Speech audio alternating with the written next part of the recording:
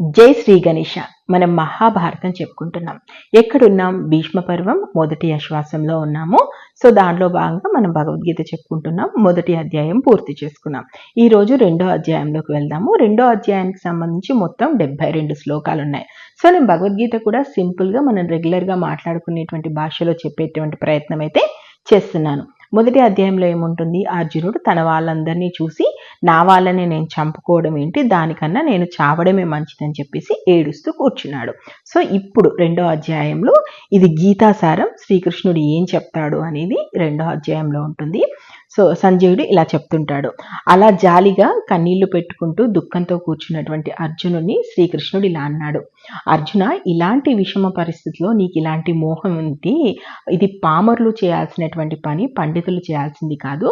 స్వర్గానికి విరుద్ధమైనటువంటి దారిలో నువ్వు వెళ్తున్నావు. నువ్వు ఇలా చేస్తే అపకీర్తి మూట కట్టుకుంటావు. శత్రువులు నిన్ను చూస్తే వణికిపోవాల్సిన వాళ్ళు. అలాంటిది నీకు ఇలాంటి పిరికితనం ఏంటి? ఇలాంటి హృదయ దౌర్బల్యంతో ఎందుకు ప్రవర్తిస్తున్నావు అని చెప్పేసి శ్రీకృష్ణుడు అన్న తర్వాత అర్జునుడు ఇలా అంటాడు. భీష్ముడు, ద్రోణుడు నాకు పూజ్యులు. వాళ్ళ మీద బాణాలు వేసి వాళ్ళని ఎలా నేను ఎదిరించేది? మహానుభావులైనటువంటి గురువుల్ని చంపి ఆ నెత్తురు కూడు నన్ను ఎలా తినమంటావు? వాళ్ళని చంపడం కన్నా ఈ లోకంలో బిచ్చమెత్తుకొని బతకడం మంచిది. అసలు ఎవరిని చంపి మేము బతకాలనుకుంటున్నామో నాకు అర్థం కావట్లేదు. ఆ దుర్యోధన వాళ్ళు వచ్చి మా ఎదురుగుండా ఉన్నారు. అసలు ఇంతకీ యుద్ధంలో మేము గెలుస్తామో మమ్మల్ని వాళ్ళు గెలుస్తారు, ఈ రెండింటిలో ఏది జరిగితే మాకు మంచిదో అసలు నాకు ఏమీ అర్థం కావట్లేదు. నా అంటే ధైర్యం వల్ల, అంటే నాకు పూర్తిగా పిరికితనం వల్ల నా స్వభావం ఏంటో కూడా నాకు అర్థం కావట్లేదు. ధర్మం అనేది నా మనసుకు అసలు తట్టట్లేదు. అందుకే నిన్ను అడుగుతున్నాను, నాకు అసలు ఏది మంచి ఏది చెడు? ఇదిగో ఇప్పుడు నేను నీ శిష్యునిగా మారుతున్నాను, నిన్నే శరణ్ అంటున్నాను. నాకు ఇప్పుడు నువ్వు దేవేంద్ర పదవి తీసుకొచ్చినా లేదా భూలోక సామ్రాజ్యం మొత్తం నా చేతిలో పెట్టినా కూడా నాకు ఇప్పుడు ఉన్నటువంటి దుఃఖం నుంచి నేను బయటపడలేని పరిస్థితిలో ఉన్నాను. కాబట్టి కృష్ణ శరణు శరణు, ఏం చేయాలో ఏం చేయకూడదో నువ్వే నాకు చెప్పు అంటాడు. ఇంకా సంజయుడు ఇలా చెప్తుంటాడు. శత్రువులు అంటే 3 చెరువులు, అంటే శత్రువులను ముప్పు తిప్పలు పెట్టి 3 చెరువులు నీళ్లు తాగించేటువంటి అర్జునుడు అలా అనేసి ఇంకా నేను యుద్ధం చెయ్యను, ఈ యుద్ధం చేసే పరిస్థితులు అయితే నేను లేను చెప్పాడు కదా, నా గాంధీవన్ నా చేతిలోంచి చేజారిపోతుందని చెప్పేసి. అలా అని చెప్పేసి అలాగే కూర్చుండిపోతాడు. అలా ఏడుస్తూ కూర్చున్నటువంటి అర్జునుని చూసి శ్రీకృష్ణుడు చిన్న నవ్వు నవ్వి ఇలా అంటుంటాడనమాట. అర్జున, అసలు ఏడవడం అవసరం లేని దానికోసం నువ్వు ఏడుస్తున్నావు, పైగా పండితుడిలాగా దానికి కారణాలు చెప్తున్నావు. అసలు పండితుడు అనేవాడు చచ్చిన వాళ్ళ కోసం కానీ బతికిన వాళ్ళ కోసం కానీ ఏడవడు. నేను కానీ నువ్వు కానీ ఈ రాజులు కానీ ఒకప్పుడు లేని వాళ్ళం అనుకుంటున్నావా, లేనక ఇక ముందు ఉండని వాళ్ళం అనుకుంటున్నావా? ఒక మనిషి శరీరానికి సంబంధించి బాల్యం, యవ్వనం, ముసలితలం ఎలాంటిదో అలాగే ఈ శరీరాన్ని వదలడం, మరో శరీరంలోకి ప్రవేశించడం ఇలాంటిది కూడా జరుగుతూ ఉంటుంది. దీనికోసం ధీరుడైన వాడు ఎవడైనా ఏడుస్తాడా? ఇంద్రియాలకి ఇలాంటి విషయాలతో సంబంధం తప్పదు.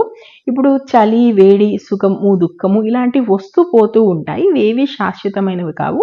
వీటి గురించి ఏడుస్తూ కూర్చుంటాడు. అసలు నువ్వు తనువు గురించి ఆలోచిస్తున్నావు, ఈ శరీరం గురించి ఆలోచిస్తున్నావు. ఇదేమైనా ఎప్పటికీ ఉండేదా? ఆత్మ అనేది ఎప్పటికీ ఉండేది. ఈ రెండింటి గురించి చెప్పుకోవాలనుకుంటే ఆత్మ అన్నింటా వ్యాపించి ఉంటుంది, దానికి నాశనం లేదు. నాశనం లేని దాన్ని ఎవడు నాశనం చేస్తాడు? ఆత్మ ఎప్పుడూ ఒకేలాగా ఉంటుంది, దానికి ప్రత్యక్ష ప్రమాణాలంటూ ఏమీ ఉండవు. ఇక ఈ శరీరాలు అంటావా, ఇవి నశిస్తూనే ఉంటాయి.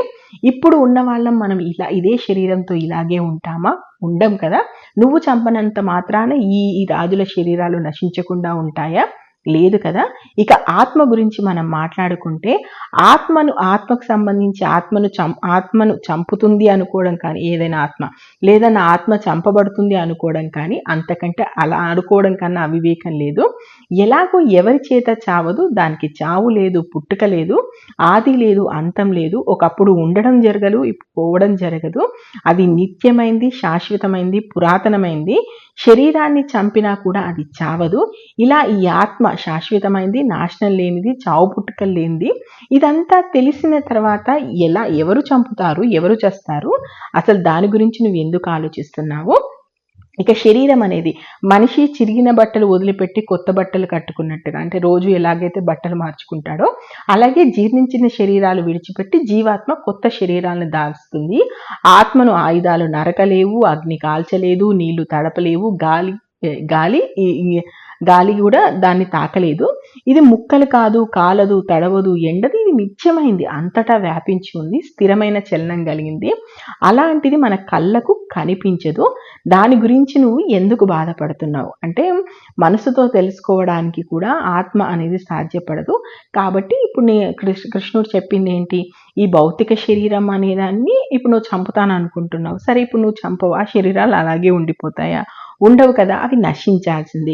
ఇక నువ్వు చంపుతానంటుంది ఏంది, ఆత్మని. ఆత్మ నువ్వు చంపలేవు, ఆత్మకి ఎందుకంటే అది నాశనం లేని, దాని గురించి అంటే ఆత్మ గురించి చెప్పేసి నువ్వు ఇంకా ఆత్మను నువ్వు చంపలేవు. శరీరాన్ని నువ్వు చంపకపోయినా, అది శరీరాన్ని నువ్వు చంపలేను అనుకున్నా కూడా అది ఎప్పటికీ ఉండేది కాదు. శరీరం నశించాల్సిందే, ఆత్మ నశించింది. సో రెండిట్లో నువ్వు ఏం చేయట్లేదు కదా, ఎందుకంత ఆలోచిస్తున్నావు అంటాడు. ఆ తర్వాత ఇంకెలా చెప్తుంటాడు కృష్ణుడు, ఒకవేళ ఈ ఆత్మ నువ్వు అన్నట్టుగా ఎప్పుడు చస్తూ పుడుతుంది అని కూడా నువ్వు అనుకున్నావు అనుకో, అలా అయినా సరే ఇప్పుడు చచ్చిన వాళ్ళకి మరణం, బ్రతికున్న వారికి మరణం తప్పదు, మరణించిన వారు మళ్ళా పుట్టుక తప్పదు. సో అలా చేసిన ఈ చావు పుట్టుకలు అనేవి జరుగుతూనే ఉంటాయి కదా. అందుచేత ఇంత దానికోసం నువ్వు బాధపడాల్సినటువంటి అవసరం ఏమొచ్చింది? భూతకోటి యావత్తు పుట్టుకకు ముందు మనకు ఆ జీవి పుట్టుకకు ముందు ఏమీ లేదు, తర్వాత మధ్యలో వస్తాడు, తర్వాత మళ్ళీ వెళ్తుంటాడు. సో ఇలాంటివన్నీ కూడా జరుగుతుంటాయి. ఒకడు చాలా మంది ఆత్మను ఆశ్చర్యంగా చూస్తుంటారు, కొంతమంది ఆశ్చర్యంగా చెప్తుంటారు, మరొకరు ఆశ్చర్యంగా వింటుంటారు. ఏది జరిగినా కూడా ఈ ఆత్మను గురించి మాత్రం ఎవరు తెలుసుకోలేకపోతున్నారు.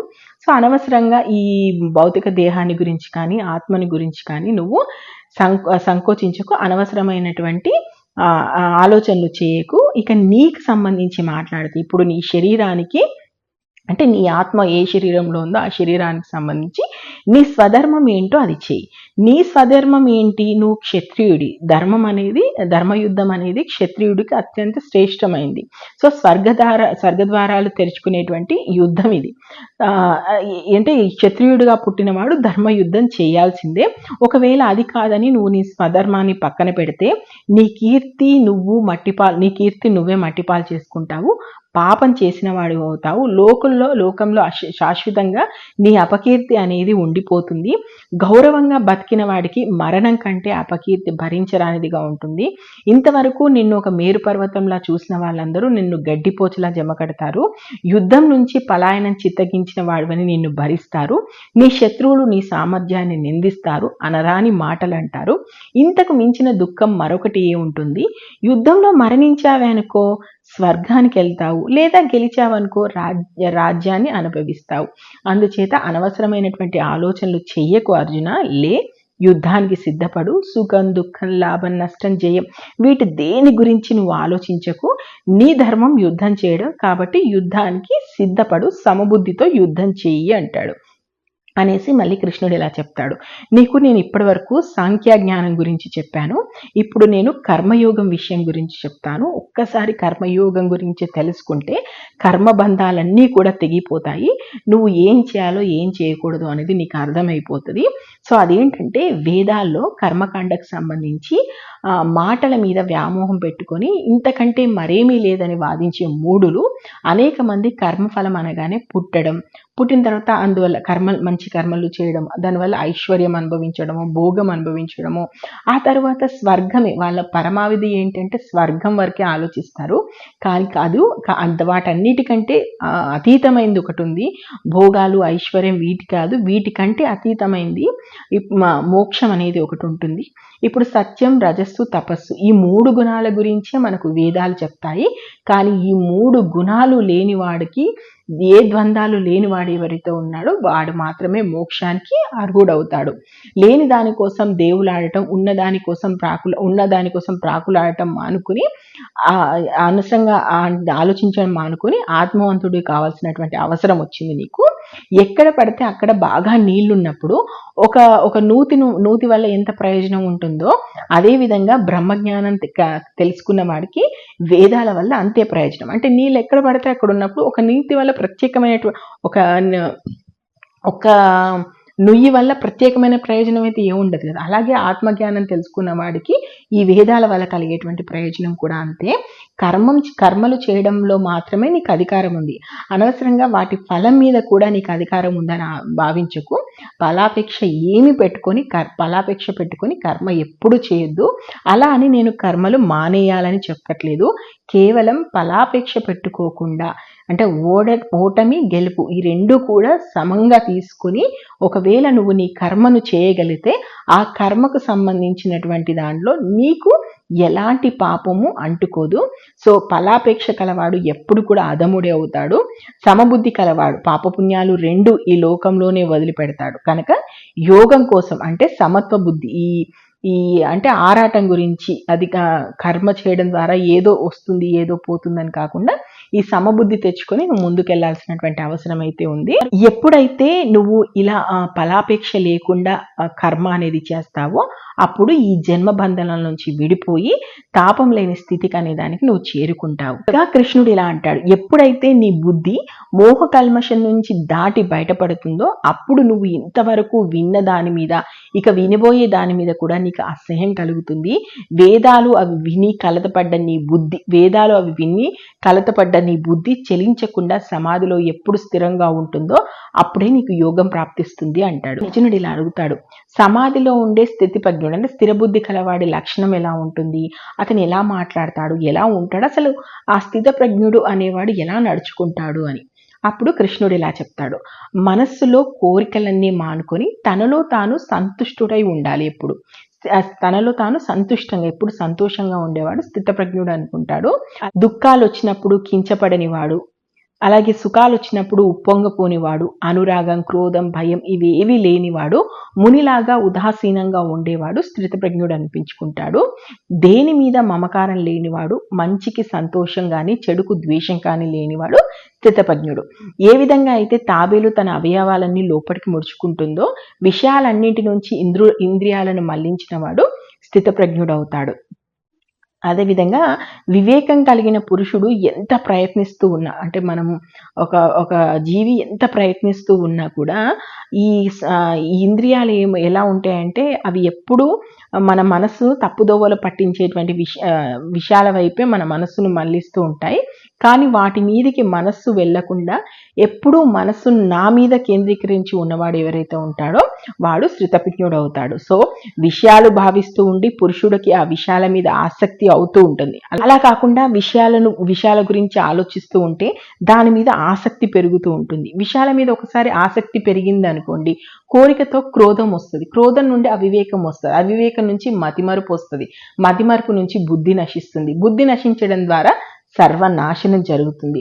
అయితే అంతఃకరణ స్వాధీనంలో ఉన్నవాడు ఈ రాగద్వేషాల నుంచి బయటపడి తన స్వాధీనంలో ఉన్న ఇంద్రియాల విషయాలను అనుభవిస్తూ ఉన్నప్పటికంటే తన ఇంద్రియాలతో అన్ని భోగాలు అనుభవిస్తున్నప్పటికీ కూడా అవి ఏవి కూడా అతని మనస్సును బుద్ధిని వేరే మార్గంలో తీసుకెళ్ళవు. అప్పుడు మాత్రం అతడు స్థితప్రజ్ఞుడిగా ఉండగలుగుతాడు. యోగం లేని వాడికి స్థిర బుద్ధి అనేది కుదరదు. అంటే దాని మీద స్థిరమైనటువంటి బుద్ధి అలాంటి భావన లేనప్పుడు శాంతి ఉండదు. శాంతి లేని వాడికి సౌఖ్యం ఎక్కడి నుంచి వస్తుంది? అంటే భగవంతుని నమ్మని వాడికి స్థిర బుద్ధి ఉండదు. స్థిర బుద్ధి లేనప్పుడు వాడిలో శాంతి ఉండదు. శాంతి లేనప్పుడు సౌఖ్యం ఎక్కడి నుంచి వస్తుంది? కాబట్టి ఈ విషయాల గురించి కూడా ఏమీ ఆలోచించకు. స్థితప్రజ్ఞుడు అనేవాడు భూతకోటి అంతా కూడా రాత్రి అయినప్పుడు తాను మేల్కొని ఉంటాడు, మిగతా భూతకోటి మేల్కొని ఉన్నప్పుడు తాను దానిలో భాగంగా ఉంటాడు. అంటే అతడు అప్పుడు దాన్ని రాత్రిగా భావిస్తాడు.